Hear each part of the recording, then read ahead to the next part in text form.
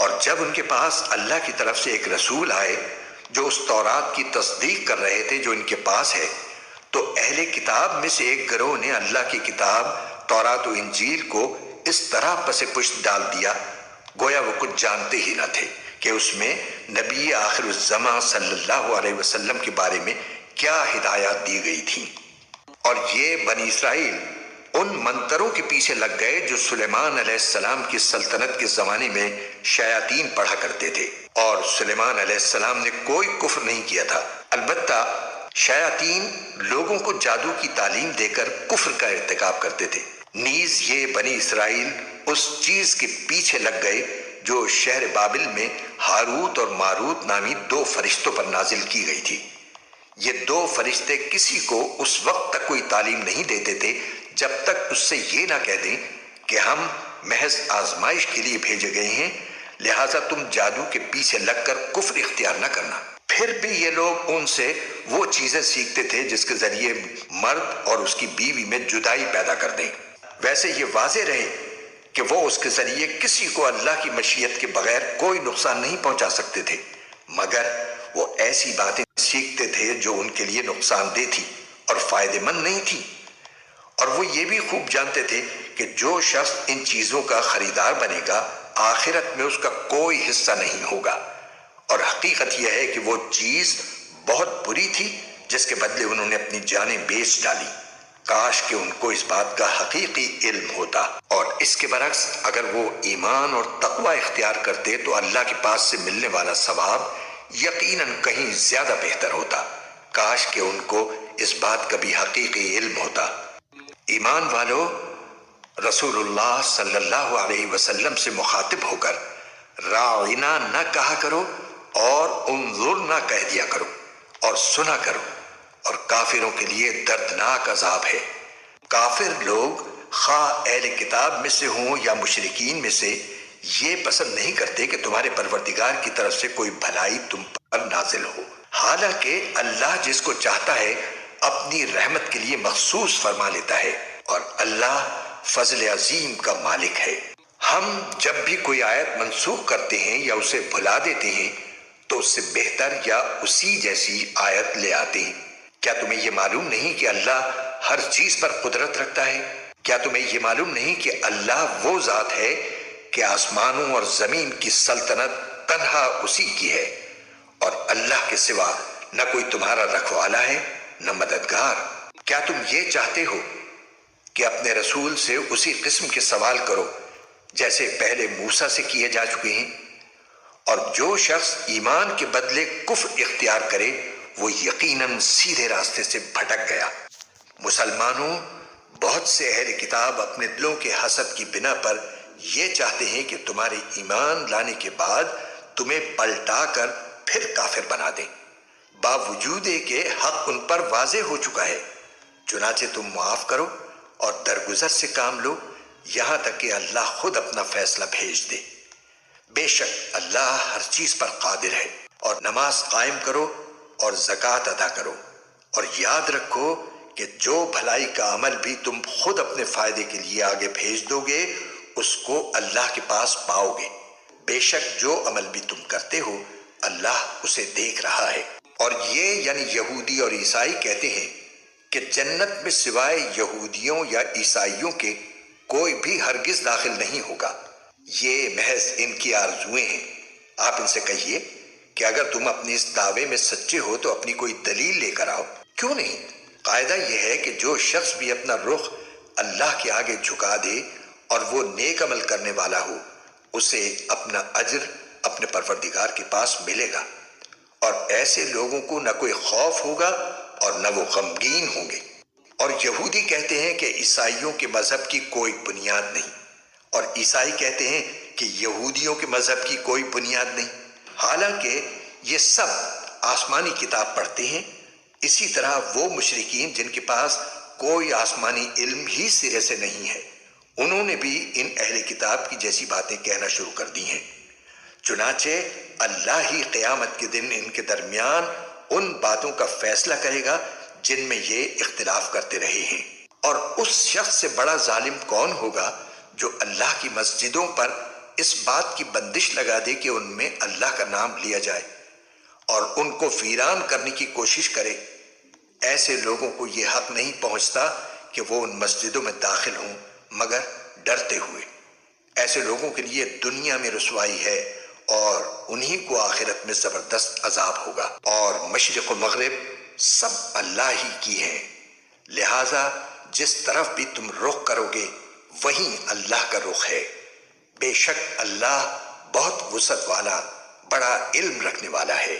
یہ لوگ کہتے ہیں کہ اللہ نے کوئی بیٹا بنایا ہوا ہے، حالانکہ اس کی ذات اس قسم کی چیزوں سے پاک ہے، بلکہ آسمانوں اور زمین میں جو کچھ ہے اسی کا ہے، سب کے سب اس کے فرما بردار ہیں۔ وہ آسمانوں اور زمین کا موجد ہے، اور جب وہ کسی بات کا فیصلہ کرتا ہے تو بس اتنا کہتا ہے کہ ہو جا، چنانچہ وہ ہو جاتی ہے۔ اور جو لوگ علم نہیں رکھتے وہ کہتے ہیں کہ اللہ ہم سے براہ راست کیوں بات نہیں کرتا، یا ہمارے پاس کوئی نشانی کیوں نہیں آتی۔ جو لوگ ان سے پہلے گزرے ہیں وہ بھی اسی طرح کی باتیں کہتے تھے جیسے یہ کہتے ہیں۔ ان سب کے دل ایک جیسے ہیں۔ حقیقت یہ ہے کہ جو لوگ یقین کرنا چاہیں ان کے لیے ہم نشانیاں پہلے ہی واضح کر چکے ہیں۔ اے پیغمبر، بے شک ہم نے تمہیں کو حق دے کر اس طرح بھیجا ہے کہ تم جنت کی خوشخبری دو اور جہنم سے ڈراؤ، اور جو لوگ اپنی مرضی سے جہنم کا راستہ اختیار کر چکے ہیں ان کے بارے میں آپ سے کوئی باس پرس نہیں ہوگی۔ اور یہود و نصارہ تم سے اس وقت تک ہرگز راضی نہیں ہوں گے جب تک تم ان کے مذہب کی پیروی نہیں کرو گے۔ کہہ دو کہ حقیقی ہدایت تو اللہ ہی کی ہدایت ہے، اور تمہارے پاس وحی کے ذریعے جو علم آ گیا ہے، اگر کہیں تم نے اس کے بعد بھی ان لوگوں کی خواہشات کی پیروی کر لی تو تمہیں اللہ سے بچانے کے لیے نہ کوئی حمایتی ملے گا نہ کوئی مددگار۔ جن لوگوں کو ہم نے کتاب دی ہے جبکہ وہ اس کی تلاوت اس طرح کرتے ہوں جیسا اس کی تلاوت کا حق ہے، تو وہ لوگ ہی در حقیقت اس پر ایمان رکھتے ہیں، اور جو اس کا انکار کرتے ہوں تو ایسے لوگ ہی نقصان اٹھانے والے ہیں۔ اے بنی اسرائیل، میری وہ نعمت یاد کرو جو میں نے تم کو عطا کی تھی، اور یہ بات یاد کرو کہ میں نے تم کو سارے جہانوں پر فضیلت دی تھی، اور اس دن سے ڈرو جس دن کوئی شخص بھی کسی کو کچھ کام نہیں آئے گا، نہ کسی سے کسی قسم کا فدیہ قبول کیا جائے گا، نہ اس کو کوئی سفارش فائدہ دے گی اور نہ ان کو کوئی مدد پہنچے گی۔ اور وہ وقت یاد کرو جب ابراہیم کو ان کے پروردگار نے کئی باتوں سے آزمایا اور انہوں نے وہ ساری باتیں پوری کی۔ اللہ نے ان سے کہا، میں تمہیں تمام انسانوں کا پیشوا بنانے والا ہوں۔ ابراہیم نے پوچھا، اور میری اولاد میں سے؟ اللہ نے فرمایا، میرا یہ عہد ظالموں کو شامل نہیں ہے۔ اور وہ وقت یاد کرو جب ہم نے بیت اللہ کو لوگوں کے لیے ایسی جگہ بنایا جس کی طرف وہ لوٹ لوٹ کر جائیں اور جو سراپا امن ہو، اور تم مقام ابراہیم کو نماز پڑھنے کی جگہ بنا لو۔ اور ہم نے ابراہیم اور اسماعیل کو یہ تاکید کی کہ تم دونوں میرے گھر کو ان لوگوں کے لیے پاک کرو جو یہاں طواف کریں اور اعتکاف میں بیٹھیں اور رکوع اور سجدہ بجا لائیں۔ اور وہ وقت بھی یاد کرو جب ابراہیم نے کہا تھا کہ اے میرے پروردگار، اس کو ایک پرامن شہر بنا دیجئے، اور اس کے باشندوں میں سے جو اللہ اور یوم آخرت پر ایمان لائیں انہیں قسم قسم کے پھلوں سے رزق عطا فرمائیے۔ اللہ نے کہا، اور جو کفر اختیار کرے گا اس کو بھی میں کچھ عرصے کے لیے لطف اٹھانے کا موقع دوں گا، مگر پھر اسے دوزخ کے عذاب کی طرف کھینچ لے جاؤں گا، اور وہ بدترین ٹھکانہ ہے۔ اور اس وقت کا تصور کرو جب ابراہیم بیت اللہ کی بنیادیں اٹھا رہے تھے اور اسماعیل بھی ان کے ساتھ شریک تھے، اور دونوں یہ کہتے جاتے تھے کہ اے ہمارے پروردگار، ہم سے یہ خدمت قبول فرما لے، بے شک تو اور صرف تو ہی ہر ایک کی سننے والا، ہر ایک کو جاننے والا ہے۔ اے ہمارے پروردگار، ہم دونوں کو اپنا مکمل فرمانبردار بنا لے، اور ہماری نسل سے بھی ایسی امت پیدا کر جو تیری پوری تابعدار ہو، اور ہم کو ہماری عبادتوں کے طریقے سکھا دے، اور ہماری توبہ قبول فرما لے۔ بے شک تو اور صرف تو ہی معاف کر دینے کا خوگر اور بڑی رحمت کا مالک ہے۔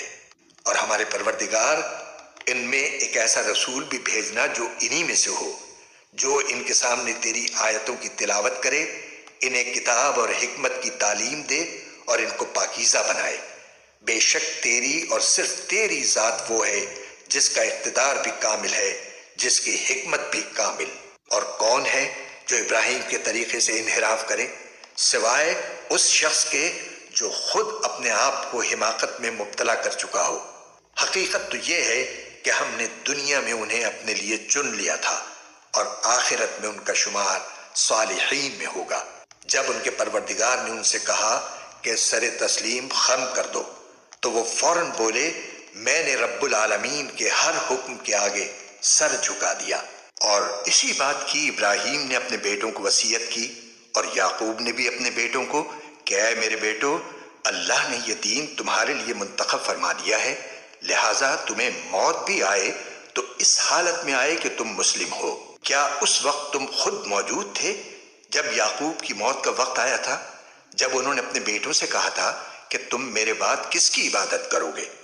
ان سب نے کہا تھا کہ ہم اسی ایک اللہ کی عبادت کریں گے جو آپ کا معبود ہے اور آپ کے باپ دادوں ابراہیم، اسماعیل اور اسحاق کا معبود ہے، اور ہم صرف اسی کے فرما بردار ہیں۔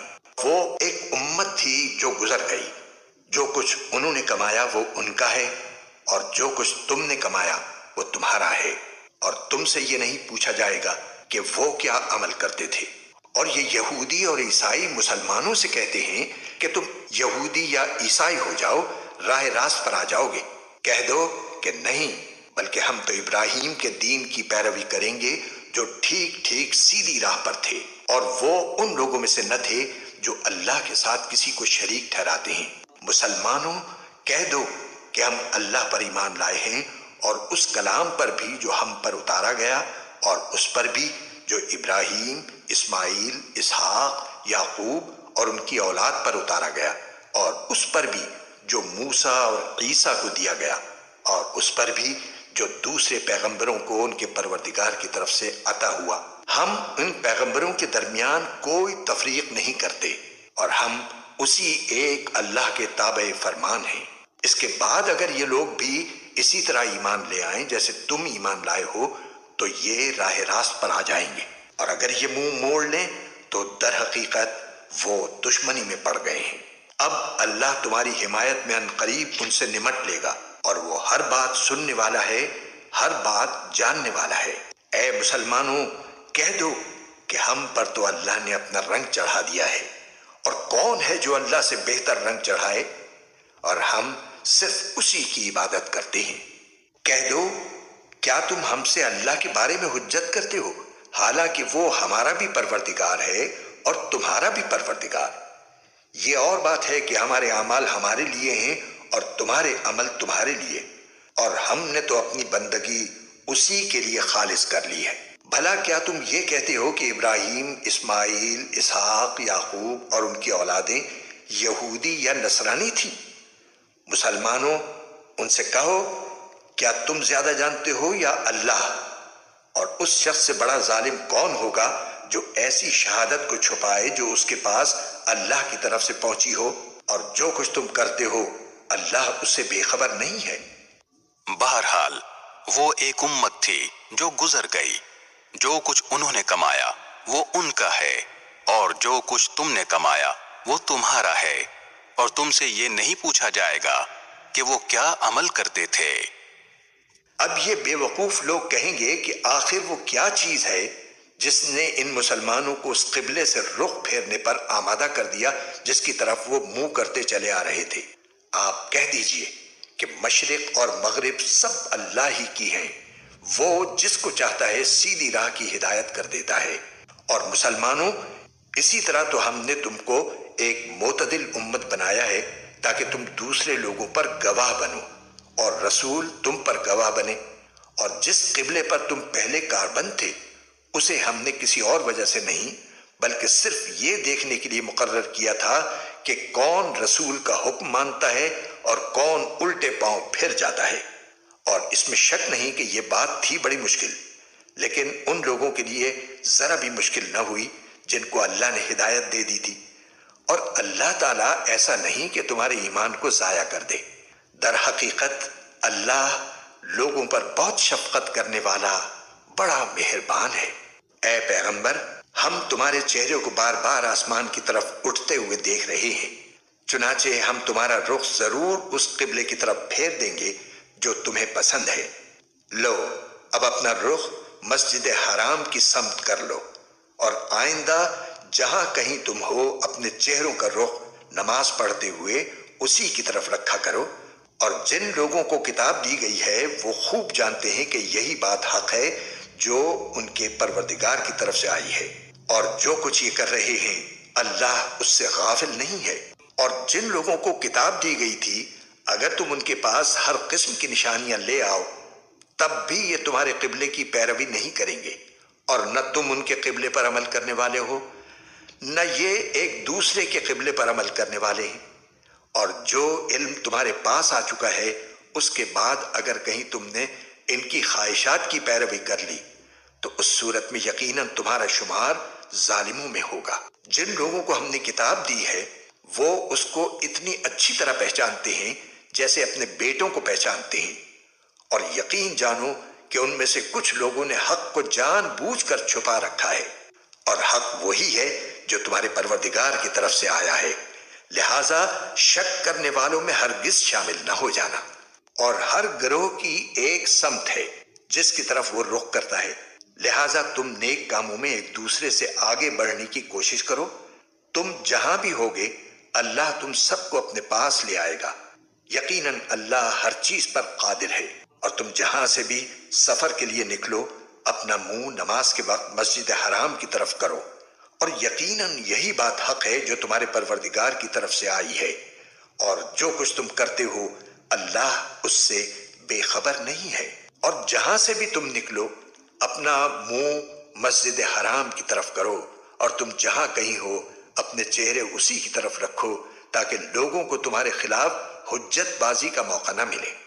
البتہ ان میں جو لوگ ظلم کے خوگر ہیں وہ کبھی خاموش نہ ہوں گے، سو ان کا کچھ خوف نہ رکھو، ہاں میرا خوف رکھو، اور تاکہ میں تم پر اپنا انعام مکمل کر دوں اور تاکہ تم ہدایت حاصل کر لو۔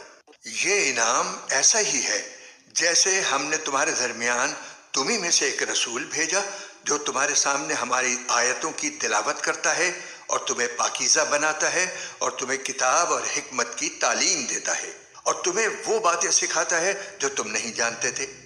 لہٰذا مجھے یاد کرو، میں تمہیں یاد رکھوں گا، اور میرا شکر ادا کرو اور میری ناشکری نہ کرو۔ اے ایمان والو، صبر اور نماز سے مدد حاصل کرو، بے شک اللہ صبر کرنے والوں کے ساتھ ہے۔